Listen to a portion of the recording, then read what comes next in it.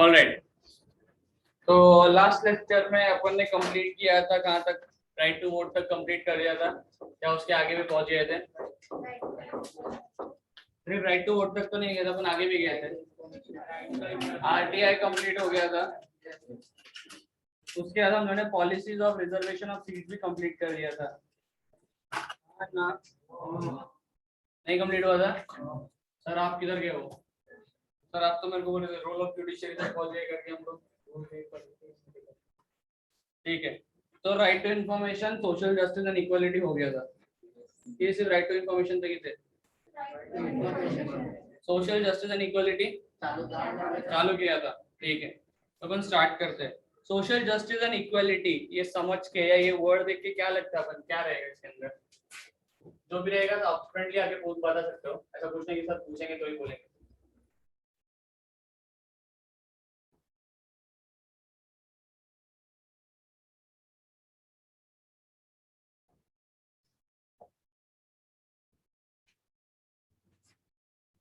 बताओ क्या है तुम लोग के हिसाब से?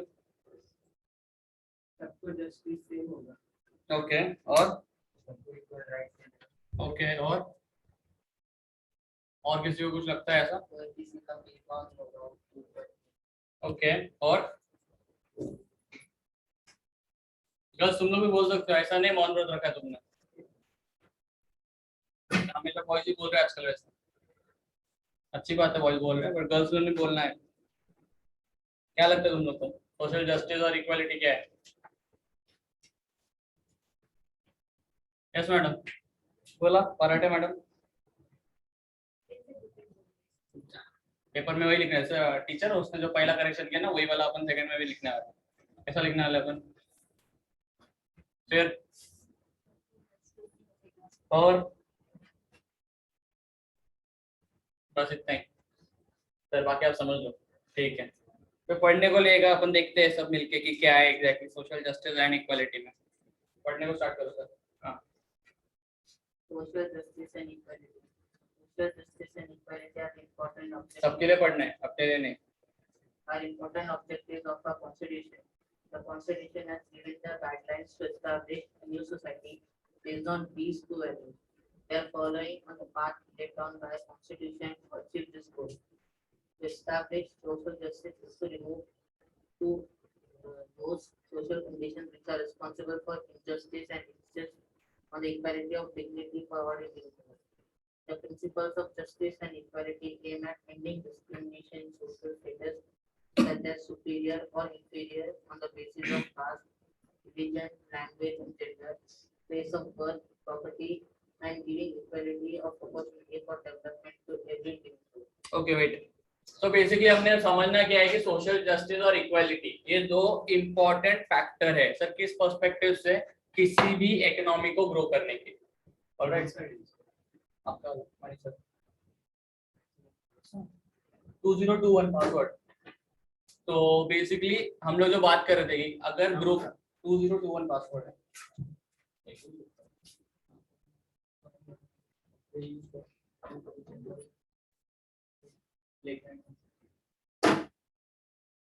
ओके तो हम लोग जिसके बात कर रहे थे कि कोई भी इकोनॉमी को अगर ग्रो करना है तो बेसिक चीज क्या रहना चाहिए कि सभी लोगों को इक्वली ट्रीट करना चाहिए। ठीक है, be it on a social level और be it on the basis of the resources available.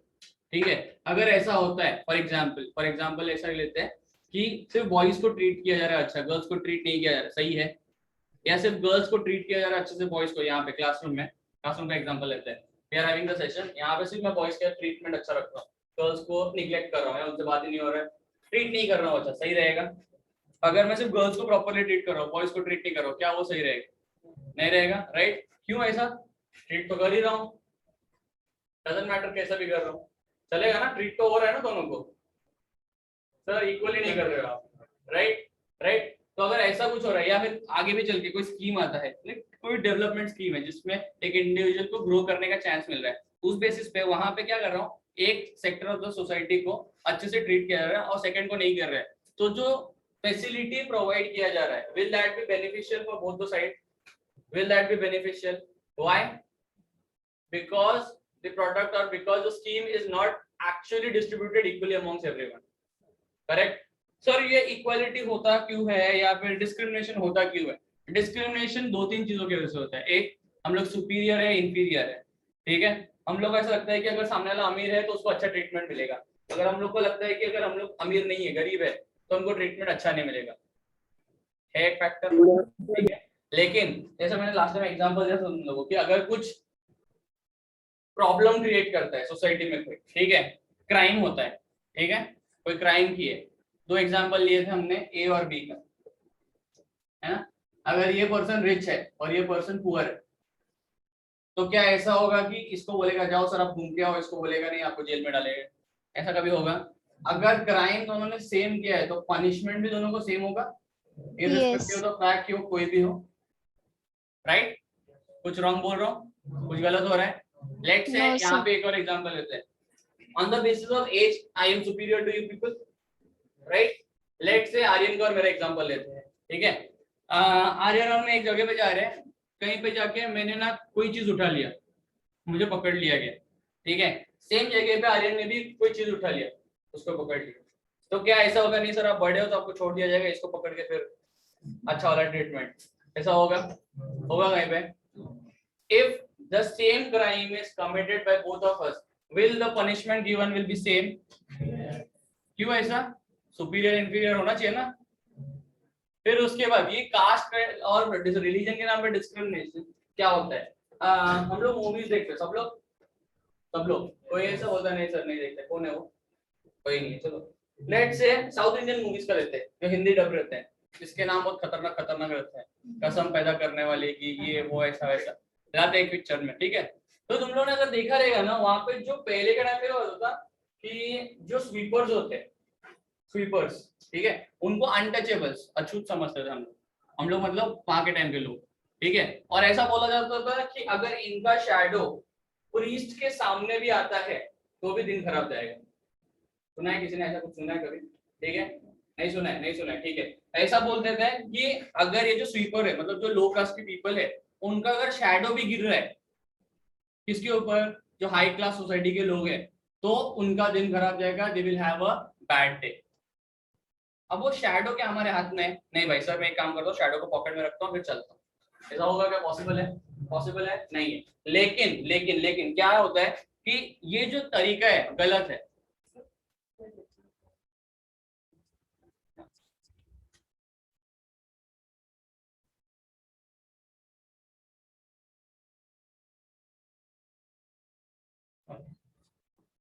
किधर तक जा रहा है? इक्वालिटी की बात कर रहे थे कुछ तो, ठीक है। तो वही सोशल जस्टिस की बात हो रही थी। तो क्या अगर ऐसा बोला जाएगा कि नहीं अनटचेबल्स है तो उनको ट्रीट नहीं किया जाएगा just because they are inferior in the society, क्या they are from the backward caste से अगर वो लोग बिलोंग करते, क्या वो उनकी गलती है? क्या इसके नो वजह से सर। उनको जो स्कीम्स है गवर्नमेंट के उससे डिप्राइव होना चाहिए? अगर तुम में से अगर ऐसा कोई और तुम्हारे साथ ये ट्रीटमेंट होता है, क्या तुमको अच्छा लगेगा? नहीं लगेगा, राइट? तो इस चीज को इंश्योर करने के लिए और सोशल जस्टिस और इक्वालिटी प्रोवाइड होना चाहिए, इसके लिए उसके लिए गवर्नमेंट ने कॉन्स्टिट्यूशन में रूल्स एंड रेगुलेशंस इंप्लीमेंट किए हैं। क्लियर है सबको? सबको? कोई डाउट सो फार?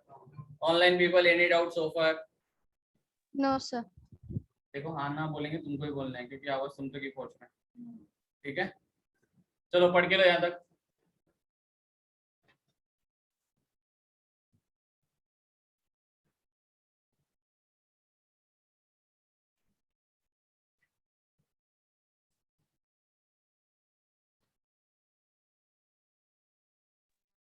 Sir yes.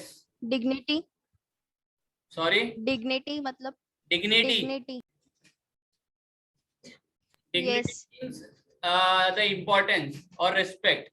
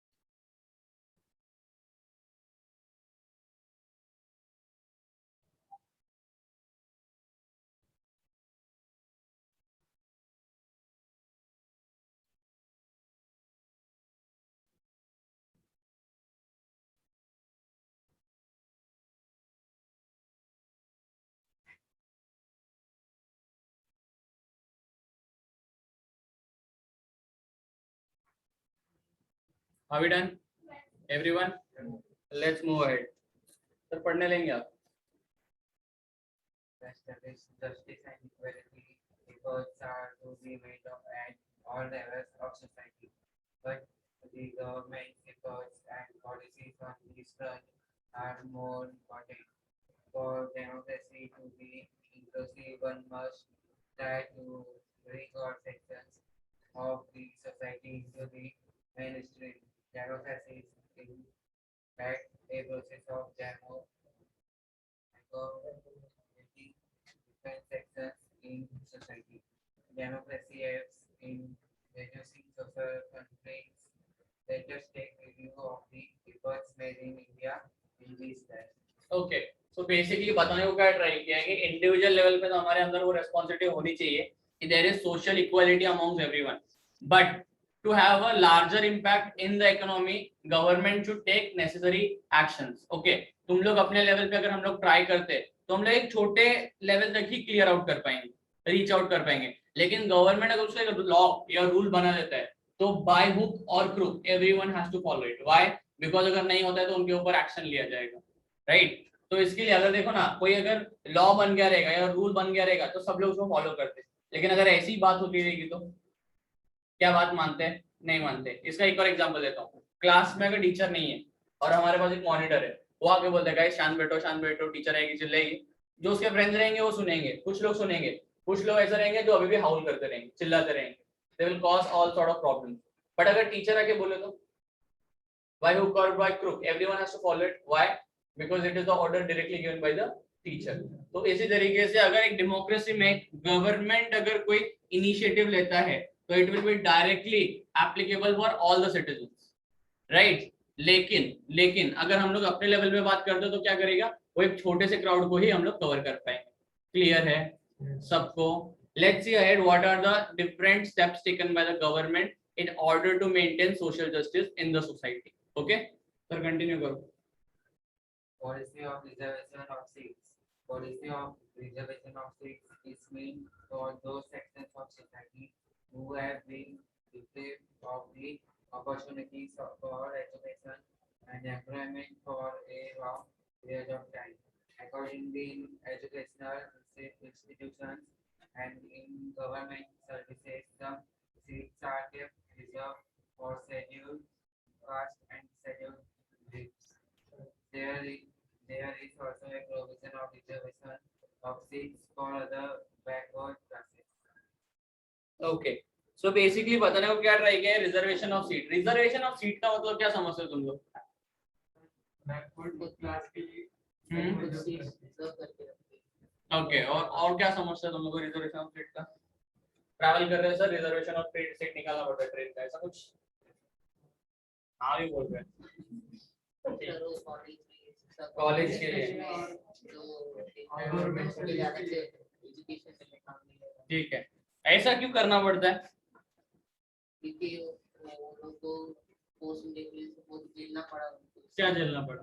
सबने साथ ही में ब्रिटिश के फटके खाए, तो फर्क क्या है? आगे आगे वाले कास्ट की मतलब सब ले लेंगे, पीछे वाले लोग क्या लेंगे? अच्छा, ऐसा लगता है देखो. तो उनके लोग के लिए है ना. अच्छा, और आज अगर मैं बोलूं कि सब उनको ही मिल रहा है, हमको कुछ नहीं मिल रहा तो सही है ना? आपको सही है, प्रैक्टिकल बात कर रहे हैं अपन. बताओ मेरे को, बैकवर्ड क्लास में कितना बेनिफिट्स है और being on a frontier class और मेन स्ट्रीम और जनरल क्लास कितना तुमको फायदा है? let's come to the harsh reality of topic ही जाके. There are two people, ठीक है, contesting for a same course, BCom, ठीक है. This is from the general class, this is from the backward class, right? Now according to the government schemes, this person, example, it is a purely example, okay, general class guy is paying rupees, let's say 1 lakh rupees, ठीक है, let's say he is paying 1 lakh rupees. On the other hand, this person from the backward class is paying 10,000 rupees. Don't you feel like why is this thing happening? At times हमको लगता है ये चीज. एक और factor आता है, चलो ये भी अपन कंसल आउट करते हैं. This guy is scoring 90%. This guy is scoring 70%. Still he is considered for the admission and he is not considered for the admission. Don't you feel that this is being a sort of problem for us? especially being a part of general caste. ठीक है, ये amount पे करने के बाद eight times हो जाता है कि कोई बात नहीं सर, साल के एंड में आपको रिफंड कर दिया जाएगा। क्यों भाई, हमारे क्या आंग पे क्या कांटे लगे हुए हैं? हमारे पैसे पैसे, दूसरे के पैसे घास फूस, चलेगा क्या ऐसा? करेगा तो, बट पार्ट एंड पार्सल है, ठीक है, इसके लिए कुछ करना चाहिए government. Let's come to the text book वाला पार्ट कि क्या बताया है। Reservation of seat, reservation of seat क्यों इंपॉर्टेंट है? जैसे बताया हमको सबरी सर ने कि सर पोस्ट इंडिपेंडेंस उनको बहुत प्रॉब्लम हुआ था। एक सेक्शन ऑफ द सोसाइटी है जो बैकवर्ड क्लास में आता था, backward and scheduled caste and scheduled tribes, basically जिसको हम लोग नॉर्मल लैंग्वेज में आदिवासी बोलते थे या पिछड़ा हुआ वर्ग बोलते हैं, ठीक है। इनको फैसिलिटीज नहीं मिलता था, क्यों सर? कास्ट सिस्टम की वजह से जो higher section of the society था वो हमेशा इनको किसी ना किसी तरीके से एक्सप्लॉइट करता था। जैसे अभी एग्जांपल दिया मैंने, मंदिर में है तो अगर कोई बड़ा कोई जा रहा रहेगा, लेट्स से पुजारी विजारी, तो ये लोग को अलाउड नहीं है, टेंपल के बाहर ही रहना है, टेंपल में एंट्री नहीं है, ये सब तरीके का गलत चीज होता था उनके साथ। तो वो जो पार्ट ऑफ द सोसाइटी है वो कभी अपलिफ्ट ही नहीं हो रहा था, राइट। तो ये अपलिफ्ट होना चाहिए, उनका भी डेवलपमेंट होना चाहिए। इसके लिए गवर्नमेंट ने क्या किया? रिजर्वेशन लाया। रिजर्वेशन किस पॉइंट ऑफ व्यू से? सो दैट उनको प्रॉपर स्टेटस मिले सोसाइटी में, और वो स्टेटस मिलने के लिए दो इंपॉर्टेंट चीज, एक job, second education. Education and occupation के बेसिस पे वो अपने आप का डेवलपमेंट कर सकते हैं। So if that thing is very important, if that thing is very important, education में उनको कुछ सीट्स रिजर्व्ड मिलता है। इसके लिए अगर तुम जाओगे ना तो एडमिशन प्रोसेस के लिए, तो जनरल कोटा, उसके बाद नॉर्मल कोटा, ठीक है, उसके बाद ऐसा बोलते कि अगर एससी एसटी कम्युनिटी का है क्या, तो उनके लिए कुछ सीट्स रिजर्व रहता है। गवर्नमेंट जॉब्स का जब बात आता है ना, तो गवर्नमेंट जॉब्स में भी एससी एसटी बैकवर्ड क्लास के लिए ना एक रिजर्वेशन होता है, रिजर्व्ड कोटा रहता है, नंबर ऑफ सीट्स उतना देना ही देना है करके। क्यों ऐसा? क्योंकि गवर्नमेंट चाहता है कि वो जो सेक्शन ऑफ द सोसाइटी है जो कि अब तक डिप्राइव्ड था चीजों से, उनको भी वो सारी चीजें मिले। समझ रहा है सबको? एनी डाउट सो फार? कंटिन्यू करो sir. The scheduled caste and tribes will preserve tribes Tribes Prevention Act of Atrocities Act. This is an important act for establishing social justice and equality. This act prevents any injustice against the people belonging to scheduled caste and scheduled tribes, and any act of atrocity committed against them is liable for punishment. Liable नहीं, liable, liable form है। अभी अभी जिसके बारे में बात किया, अगर इसके साथ साथ ही अगर ये जो सेक्शन ऑफ द सोसाइटी है, that is the scheduled caste and the scheduled tribe people, if any sort of atrocity, atrocity का मतलब क्या है सर? इनजस्टिस। अगर any sort of injustice is done to this people, okay, the person will be completely liable for punishment. कोई भी तरीके का भेदभाव अगर होता है, किसके साथ sir? Scheduled caste and scheduled tribe के साथ साथ बैकवर्ड क्लास कम्युनिटी के साथ, that person will be liable for punishment. क्यों सर? क्योंकि weaker section of the society है और गवर्नमेंट ने सारे एफर्ट्स लेने जरूरी है जिससे गवर्नमेंट वो जो weaker section of the society है उसको अपलिफ्ट कर सके। समझ में आ रहा है सबको? Any doubt so far? Anybody? Online people? Yes, no, maybe? No doubts. No doubts, sir. नहीं है? मैं बोल दिया, ठीक है, नहीं है बोला मैडम ने, ठीक है। जरा पढ़ के लेंगे यहाँ तक, फटाफट सब लोग पढ़ के लेंगे।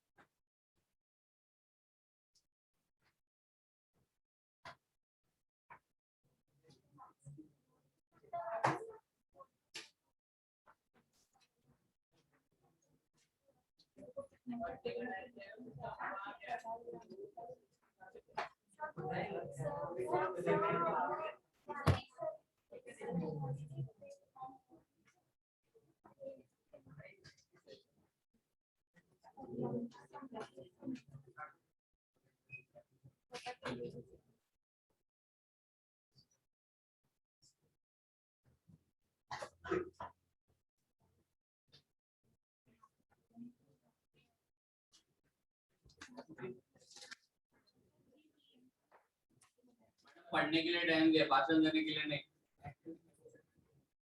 और बार बार आके समझाऊंगा नहीं ये चीज।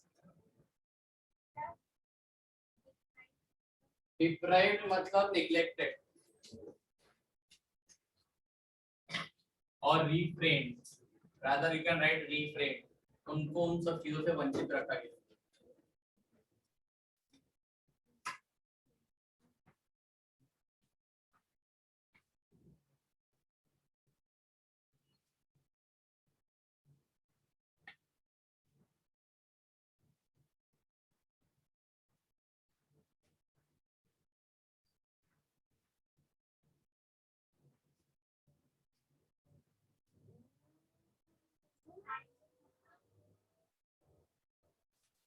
क्या हो गया?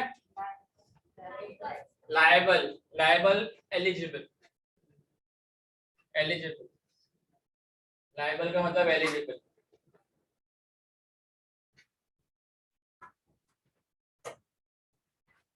शिवम राम सर, आप 2 दिन से एब्सेंट थे, किधर थे?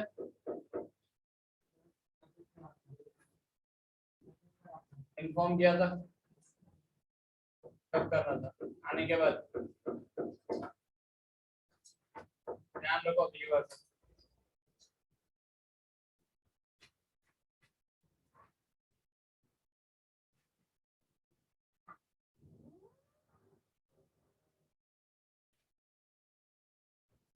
पढ़ो, देखो, चेक करो, कुछ डाउट्स है तो वर्ड्स नहीं समझ में आ रहा है पूछो।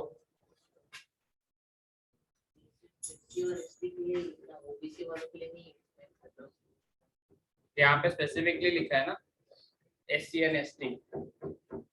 अदर बैकवर्ड क्लास में कहाँ पे है, क्या है, कुछ मेंशन नहीं आया, तो कौन सा ट्राइब को कंसिडर कर रहे हैं, कौन सा सेक्शन ऑफ द सोसाइटी को कर रहे हैं, वो नहीं बताया। यहाँ पे scheduled caste and scheduled tribes के लिए बोला है। डेफिनेटली अदर बैकवर्ड क्लास के लिए भी उन्होंने कुछ ना कुछ अरेंजमेंट्स किए थे, क्योंकि वो चाहते थे कि पूरा बैकवर्ड क्लास जो है वो अपलिफ्ट हो और मेन स्ट्रीम का पार्ट बने।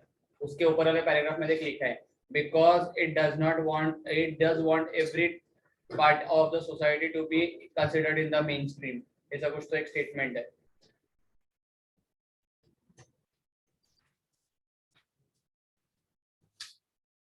Democracy to be inclusive, one must try to bring all the section of the society into the mainstream। देखा?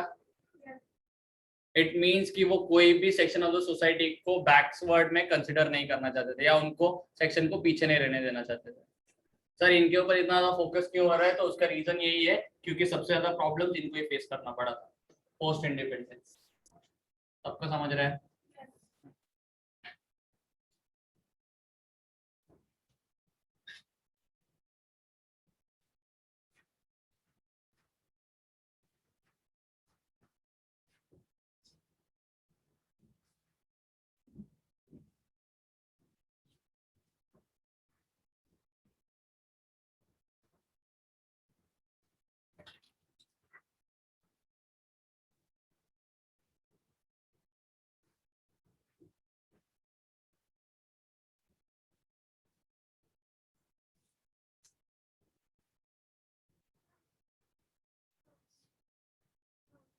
अरेंजमेंट्स,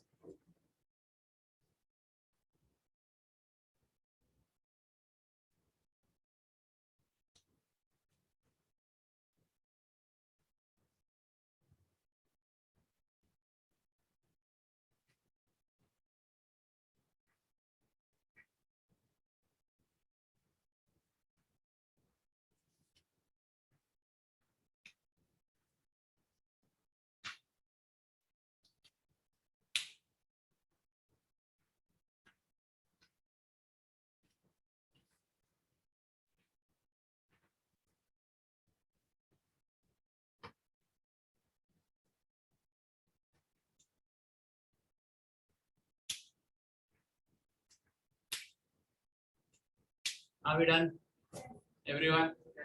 चलो आगे। प्रोविजन फॉर माइनॉरिटीज पढ़ो sir. Provision for minorities. The Indian Constitution has made several provisions for the protection of minorities. The government has adopted several policies for minorities to provide them the opportunities for education and employment.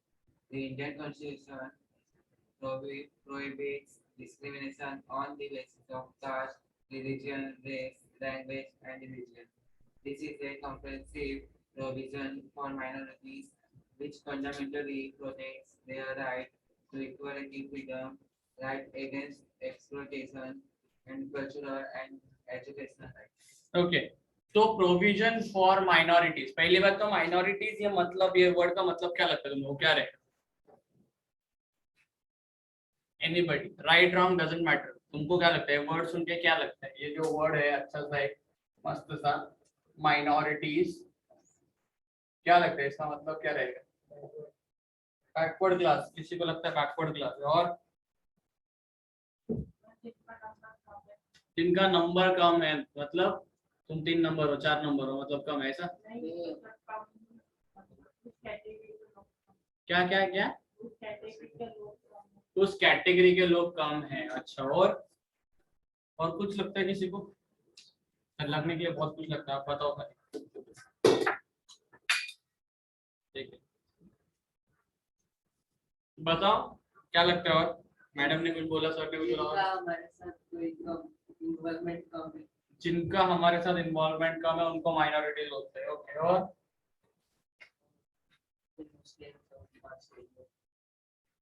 इंसान है वो लोग। तो उनके religion के base पे उनको minorities को किसी उनके रिलीजन से कम ना कोई। ओके, और इनके हिसाब से इनका ये बोलना है कि नंबर ऑफ काउंट कम है सर उस कम्युनिटी का, इसके लिए उसको माइनॉरिटीज बोलते हैं। और किसी को कुछ लगता है तो काम चल रहा है, ठीक है, कोई बात नहीं। और किसी को कुछ लगता है ऐसा? एनीबॉडी? दिलशाद सर आपको क्या लगता है? बैकवर्ड क्लास को माइनॉरिटी बोलते हैं। ओके, और किसी को? आर्यन? हाँ, बैकवर्ड क्लास है सर, इसने बोल दिया तो मेरा भी वो A+1 पहले ही बोल रहा था। अच्छा, और Abhishek? No idea, get idea. और महिला मंडल? पहले मुंडे नीचे रख रहे हैं अपन, सर पूछो मत हमको। आरुषि को पूछा ही नहीं अपन। आरुषि, माइनॉरिटी मतलब क्या लगता है आपको? क्या ऐसा ऐसा? No idea. ओके, तेरे को भी आइडिया नहीं है। और कौन है? दानिश? बैकवर्ड? अपन को आवाज दे देगा। हाँ, ऑनलाइन पीपल क्या हो गया?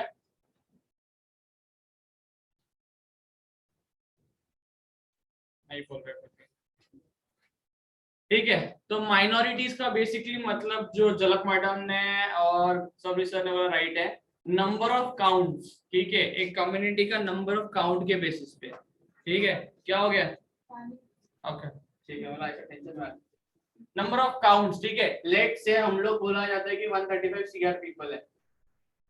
ठीक है, इसमें मैं बाइफरकेशन कर रहा हूँ कि 100 CR हिंदूज है।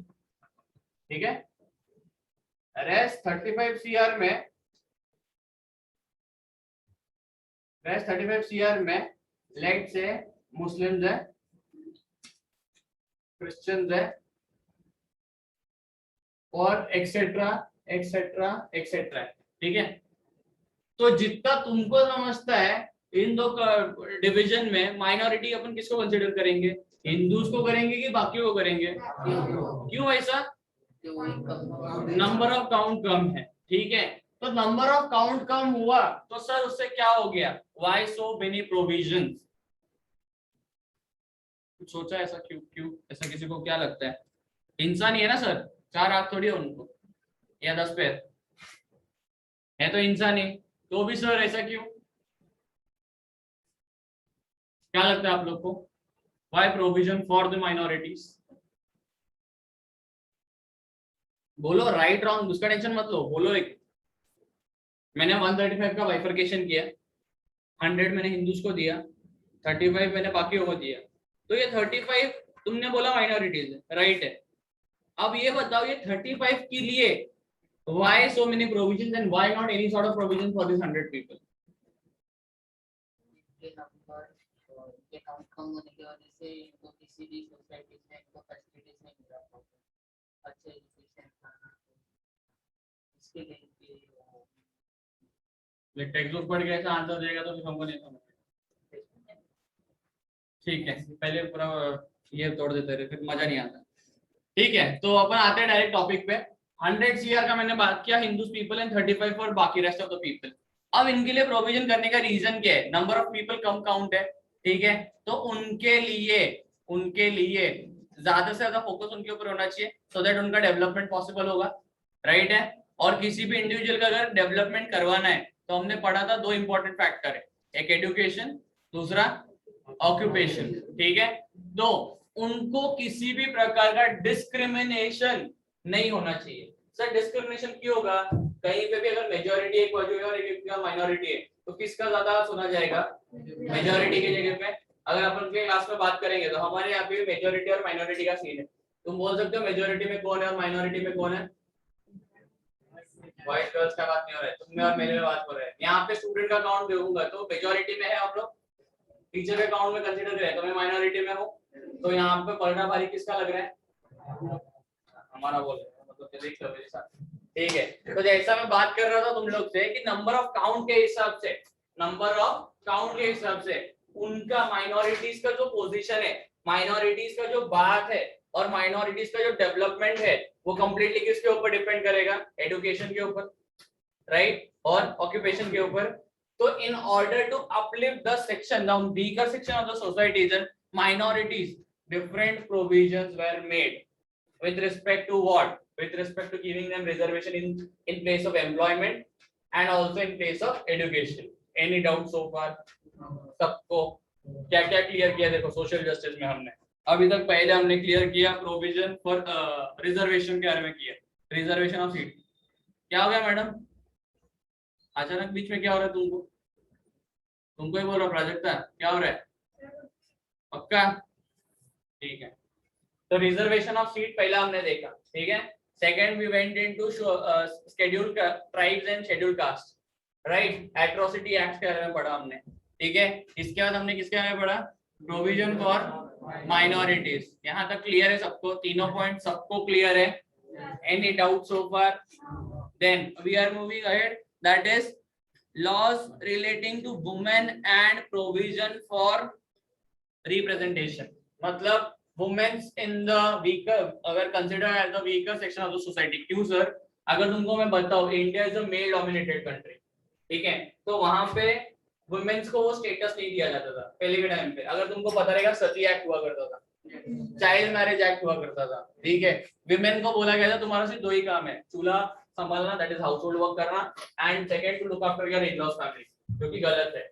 क्या आज के टाइम पे अगर मैं किसी को बोलता हूँ कि गाइस बहुत हो गया पढ़ाई, 12वीं के शादी करना है, रेडियो गर्ल्स सर आप जाओ भाड़ में, हमने करना है काम, ठीक है, आप कर लो शादी जाके, उम्र हो गई है आपकी, सठिया गए, ठीक है, खुशी खुशी बोलेंगे ऐसा।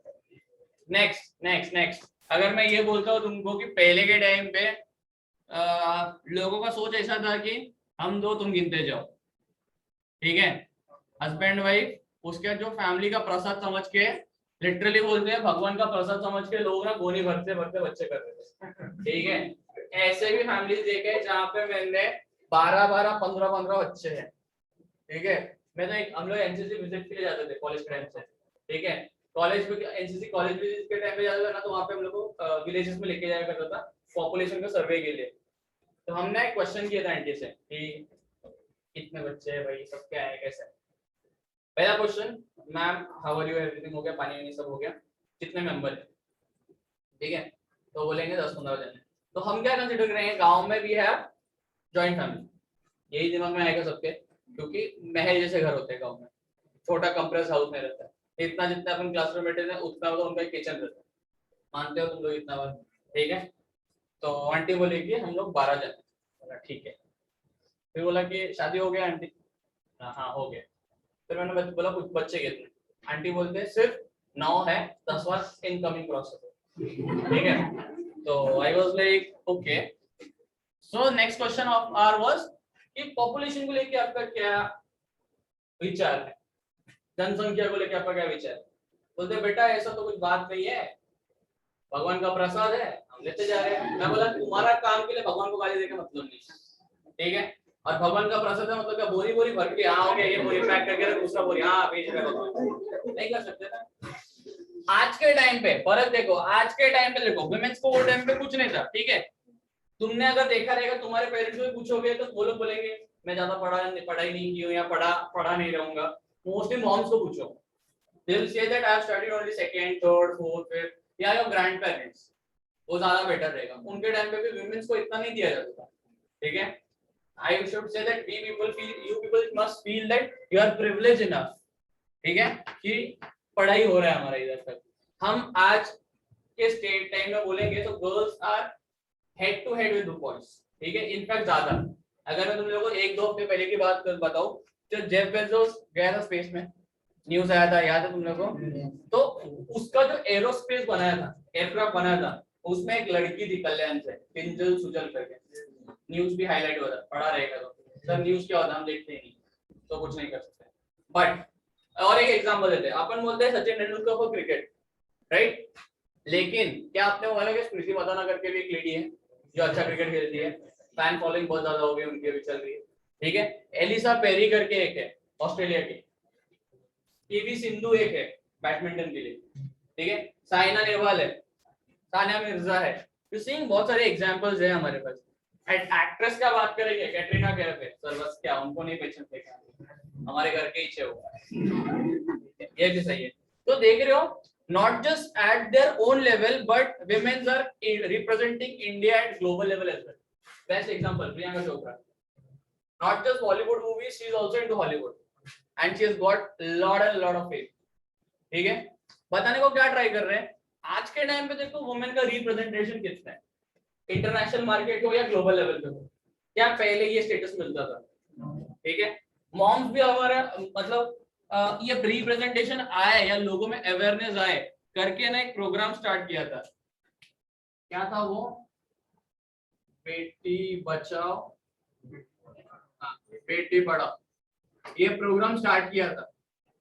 क्यों मालूम है क्या, एक स्टेटमेंट आता है बहुत ज्यादा कि अगर एक फैमिली में एक बच्ची लड़की उसको पढ़ाते हैं ना तो पूरा फैमिली सीखता है, लेकिन एक लड़के को पढ़ाएंगे ना तो सिर्फ वो अकेला सीखता है। क्या सेंस से बोला पता नहीं, लेकिन ठीक है अपन समझ कर देंगे। बेटी बचाओ और बेटी पढ़ाओ दो स्लोगन क्यों यूज किए, तो तुमको मैं बताता हूँ। पहली बात तो ऐसा बोलते हैं कि हमको बेटी चाहिए ही नहीं, इंडिया में ये सीन है, लोग बोलते बेटी चाहिए ही नहीं, हमको बेटा चाहिए। रीजन क्या है, हमारा वंश आगे बढ़ाएगा। अरे पर वंश आगे बढ़ाने के लिए बेटी भी तो चाहिए, बिना बेटी का बेटा हो जाएगा, बेटी तो चाहिए। People are not ready to accept that we need daughters. Second is educate the daughters. उनको सिखाओ पढ़ाओ, क्यों, क्योंकि अगर बेटी पढ़ेगी तो ही तो तुम्हारे लिए भी वो कुछ ना कुछ करेगी, करेगी नहीं करेगी। सेकेंडली अगर मैं तुम लोग को बताऊं, ये एक रेशियो है, for every 1000 males only 980 females, तो बाकी 20 क्या पुजारी बन जाए, सब सिंगल, लाइफ टाइम सिंगल, सब लौंडे, जाकिर खान बन जाए हम लोग, नहीं होगा ना, पॉसिबल नहीं है। बोलने के लिए ठीक है सर, लेकिन नहीं होगा, होगा क्या, नॉट पॉसिबल। अभी से लोगों को टेंशन आएगी। तो मतलब क्या है, विमेन को वो स्टेटस मिलना बहुत ज्यादा जरूरी है, and just not at her home level और anything, even in the government. अगर मैं तुम लोग को बताऊं, पहले 3% से स्टार्ट हुआ था वुमेन रिप्रेजेंटेशन, ठीक है, अभी वो 33% तक आ गए। अगर ये नंबर का बात करूं ना, तो अभी फिलहाल महाराष्ट्र में ना, अपने स्टेट में 50% चल रहा है। कुछ टाइम में 50% रिप्रेजेंटेशन भी आ जाएगा। कहाँ पे, नेशनल लेवल पे, इंडिया का। विमेन, सर इतना क्यों, because womens are treated equally, first thing, they are even provided the opportunity to grow। अगर मैं बताऊं तुमको, नॉट जस्ट, आज के डेट में हम लोग बोलते हैं कि सर सीईओ जो है, मतलब या बड़े कंपनीज में जो बड़े प्रोफाइल पे मोस्टली मेन है, बहुत सारी जगह पे विमेन लोगों ने भी एक अच्छा खासा पोजीशन लेके हर फील्ड में आगे निकले। सुनीता विलियम्स हो गए, बचेंद्री पाल हो गए, ये लोग अपने अपने फील्ड में बहुत ज्यादा आगे निकल चुके हैं। अगर मैं तुमको बताऊं, कोई तो कंपनी में, तो उनका नाम नहीं आ रहा वो लेडी का यार, शी इज द सीईओ, ठीक है, कुछ तो कोचर करके वो लेडी का नाम है, ठीक है, सरनेम उनका कोचर है। कंपनी ना लॉस मेकिंग में चल रहा था, उन्होंने ना सीईओ मतलब जो मैनेजर का पोस्ट है ना हाई लेवल का, वो उन्होंने होल्ड किया, and with in a span of 1 decade, 10 साल के अंदर कंपनी बहुत अच्छा खासा पोजीशन में आ गई। अगर तुमने देखा रहेगा, डैड भी जब सैलरी लेके आते हैं तो मॉम को दे देते, क्यों? घर मैनेज करने के लिए। रहता रहेगा, होता रहेगा ना कि सैलरी आ गया, ले लो, घर मैनेज करने के लिए। तो अगर एक लेडी घर का पोजीशन इतने अच्छे से संभालते हैं, तो तुमको नहीं लगता कि वो कंट्री को भी अच्छे से संभाल सकेंगे? संभाल सकेंगे। इसीलिए उनको ज्यादा से ज्यादा रिप्रेजेंटेशन देने का बात होता है, इसके लिए सीट्स उनके लिए रिजर्व होता है। अगर तुमने ध्यान दिया रहेगा ना, तो हर 5 साल में ना एक टेन्योर ऐसा आता है जब ना वुमेन्स का सीट बहुत रिजर्व किया जाता है, कि यहाँ से लेडीज कोटा रहेगा, लेडीज कोटा के नाम पे ना सीट रिजर्व किया जाता है। क्यों ऐसा में क्या कि वहां पे सिर्फ और सिर्फ लेडीज रिप्रेजेंटेशन होगा, या उनके लीडरशिप के अंडर जीतेंगे, मतलब वो जो कॉर्पोरेटर है वो लेडी ही होना चाहिए। अच्छा तुमको पता है नेशनल लेवल पे, पॉलिटिकल लेवल पे सबसे हाईएस्ट पोस्ट पे इंडिया की कौन सी लेडी कौन से पोजीशन पे थी? पॉलिटिकल लेवल पे एक लेडी ना हाईएस्ट पोस्ट पे थी, ठीक है, कौन थी वो पता है? क्या थी वो? क्या थी? Prime minister. और एक उसके ऊपर कोई नहीं गया वुमेन्स में, इसके ऊपर कोई गया है कि नहीं गया? सोचो सोचो, कौन? प्राइम मिनिस्टर ने पहले इंडिया का तो इंदिरा गांधी का लड़का था क्या? इंदिरा गांधी के बाद हुआ। मैं बोल रहा हूँ उसके आगे के लेवल तक पहुंचे क्या?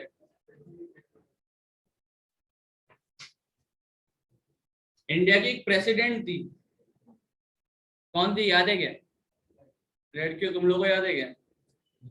सर वो बन गई और चली गई, आपको क्या है, आप भी पूछ रहे हो, हम भी सोच रहे हैं, हमको बताओ सीरियल में कौन सा क्या था, हम मतलब तारक मेहता सर देखते हैं हम लोग, उसमें हमारी लीडर सोनू, नहीं तो दया भाभी गरबा पार्टी। बॉयज बोलेंगे हमारी टीम से तुम गरबा पार्टी में दया को लाओगे तो हम जेठालाल को लेके आएंगे। प्रतिभा ताई Patil, president of India, highest position पे आज के डेट पे एक मिनिस्ट्री होल्ड कर रही है एक फीमेल कैंडिडेट, पता है कौन है? यूनियन लेवल पे एक फीमेल कैंडिडेट है जो अच्छा पोजीशन होल्ड करके बैठी है, फाइनेंशियल मिनिस्टर। कौन है? Nirmala Sitharaman, lady, she is holding all the financial decision और taking all the financial decisions for the nation, right? तो मतलब बताने को क्या ट्राई कर रहे हैं कि representation of women in the political field as well as social field is very very important. Is that clear everyone? पढ़ के लो पूरा, देखो कुछ डाउट्स है क्या? अभी चार्ट भी देखो, नीचे एक रेड कलर का चार्ट है सेकंड पेज पे। 1951 से 52 में देखो, नंबर ऑफ वुमेन एमपीज 22, वहां से लेके 2014 तक 66, और उसके बाजू में परसेंटेज भी है, 4.50% से स्टार्ट किया हमने, 2014 तक 12.15%। इतने लोग एक्चुअल में है। हमने रिजर्वेशन 3% का स्टार्ट किया था, 33% तक आ चुके हैं, कुछ टाइम में ये 50% भी हो जाएगा। क्लियर है एवरीवन? जरा यहाँ देखो, दोनों पैराग्राफ पढ़ो, जरा डाउट है तो पूछो, फिर हम रोल ऑफ जुडिशरी की तरफ बढ़ेंगे।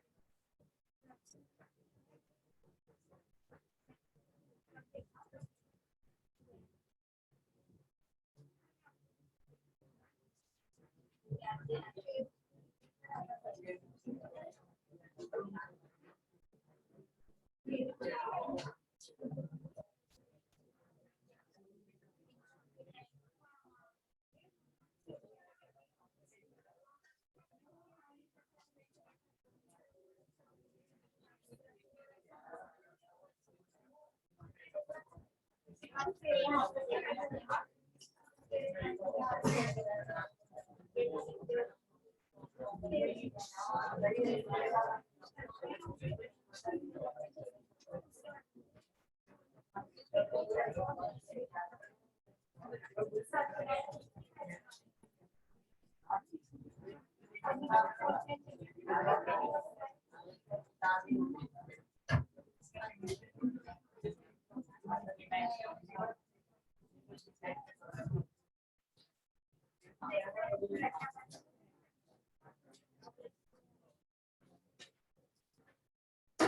we done?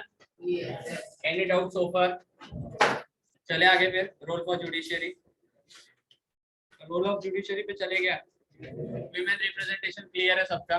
Yes. सबका? Yes. कुछ भी पूछो चलेगा, सर वो मत पूछो, बाकी सब चलेगा, पूछो मत। Yes ma'am.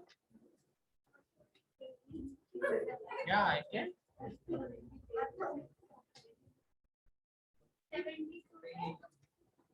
72 पे right hand side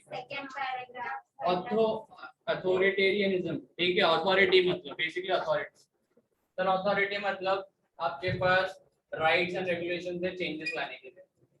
you are authorised, बोलते हैं ना ऑथराइज्ड ट्रेडर या ऑथराइज्ड राइटर या ऑथराइज्ड ऑथर, अपन बोलते हैं ना ऑथराइज्ड। तुम्हारे पास राइट्स है। और कुछ सेल्फ एस्टीम, सेल्फ रिस्पेक्ट, और कुछ सब क्लियर? ठीक है सर, रोल ऑफ जुडिशरी पढ़ेंगे।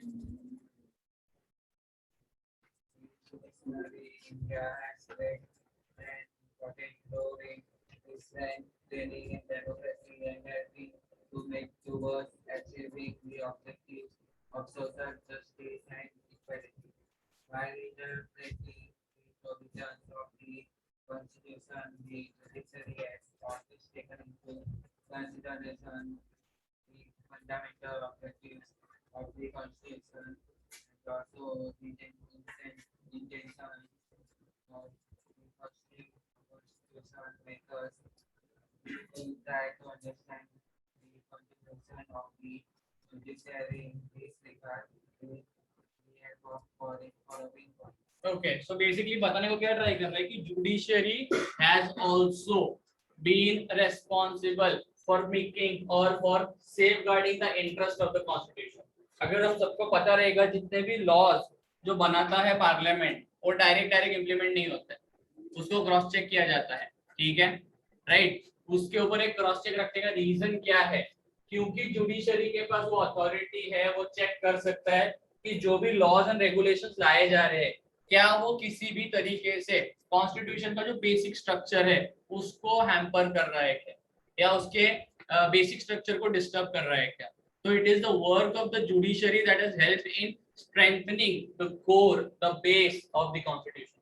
Is it clear to everyone? Everyone आगे बढ़ेंगे sir. The basic framework of the Constitution. The Constitution is dynamic. It is Sir, the constitution is dynamic, मतलब the constitution is changing, dynamic, changing in nature. It is a living document. The Constitution has to change according to change the condition. Okay, it is a living document. It has to change as per the change in condition. मतलब जो पुराने time पे laws and regulation, rules and regulation थे, क्या वो आज भी follow कर सकते हैं? With time there is a change, right? Sir लेकिन अभी तो आपने बोला कि बेसिक स्ट्रक्चर को नहीं हिला सकते, बरोबर है। कुछ लॉज फिक्स्ड है that cannot change with time, ठीक है। मतलब चोरी किया, पहले के टाइम में पुलिस पकड़ता था, अभी के टाइम में सिर्फ पकड़ा पकड़ी खेलेंगे सर, नहीं बात लगे चलेगा क्या? तो कुछ चीजें हैं जो फॉलो हो गए ही, बट लाइक जैसे मैं बोलता हूँ पहले के टाइम में सती एक्ट था कि गलती से कोई अगर बच्चा चाइल्ड मैरिज के बाद, ठीक है, चाइल्ड मैरिज एक्ट प्रीवेल करता था, तो क्या चाइल्ड मैरिज आज चलेगा तुम लोग को? 10 के पहले रोका, निकाह खत्म, ये तेरी तू मेरा खत्म, चलेगा? सर मन में लड्डू फूटा। लेकिन क्या वो पॉसिबल है आज के टाइम में? रेडी है? कितने दिन रेडी है चाइल्ड मैरिज के लिए? सर इधर खुद को नहीं संभाल पाते, काय का चाइल्ड मैरिज बोलेंगे? सेकेंड, वो सती एक्ट एक नाम का चीज होता था कि अगर गलती से हस्बैंड का डेथ हो जाता है तो वुमेन को भी अपने आप को ग्रिल्ड चिकन समझ के तवे पे बैठ जाना है। चलेगा? चलेगा लेडीज आप लोग को? तो मजा आ रहा है, बैठेंगे हम लोग, चलेगा क्या? नहीं, विद टाइम चेंज आना जरूरी है। तो आज के टाइम पे वो अवेलेबल नहीं है, वो चीज नहीं कर सकते। इसके लिए बोला गया है कि constitution is a living document. With time उसमें चेंजेस आना बहुत ज्यादा जरूरी है। क्लियर है सबको? आगे And the parliament has the power to make those changes. The judiciary has accepted this power of the parliament to make changes in the constitution, but at the same time specified the limitations on this power. Okay, तो इसका मतलब क्या है कि parliament के changes होने का chances है, मतलब it has the right to make the changes in the law, और हर change in the law is known as amendment. याद है, मैंने तुमको बताया था। ठीक है, लॉ में कभी भी अगर चेंजेस आते हैं तो उसको हम क्या बोलते हैं? अमेंडमेंट बोलते हैं। First thing. Second thing, parliament के राइट्स है कि वो लॉज रूल्स को चेंज कर सकता है as per the condition, as per the situation. लेकिन उनको एक क्रॉस चेक रखने के लिए जुडिशियरी का कंट्रोल उनके ऊपर रहेगा, सो दैट उनको पता चलेगा कि उनका जो पावर है उसके कुछ लिमिट्स होते हैं। राइट? अपने हिसाब से कोई भी आप लॉ को कभी भी ऑल्टर नहीं कर सकते, कभी भी चेंज नहीं कर सकते। बहुत सारा प्रोसीजर होता है, first reading, second reading, reading house, फिर उसको कमेटी में जाना, प्रेसिडेंट के पास जाना, दोनों हाउसेस में एक्सेप्ट होना, फिर जाके वो एक ड्राफ्ट से लॉ में कन्वर्ट होता है। तो प्रोसेस छोटा मोटा नहीं रहता है। क्लियर है सबको? आगे Judiciary has taken a stand that the parliament, while amending the constitution, cannot alter the basic structure of the constitution. अभी हमने बात किया कि basic structure of the constitution को हम ऑल्टर नहीं कर सकते। उसके नीचे एक येलो कलर का बॉक्स है, प्लीज अंडरस्टैंड करके उसको अंडरलाइन करके रखो या उसको मार्क करो, very very very important. Underline करो पूरे बॉक्स को या वेरी वेरी इंपॉर्टेंट उसको करके लिखो, जो समझना है समझो। That is mentioning the basic structure of the constitution.